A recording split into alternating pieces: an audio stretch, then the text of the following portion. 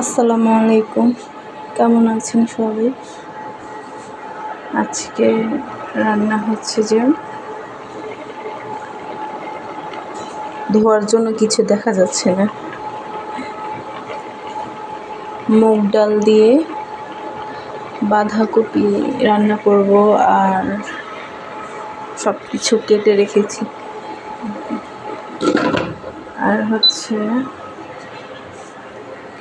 ভাত, আর হচ্ছে টমেটো ভাজি।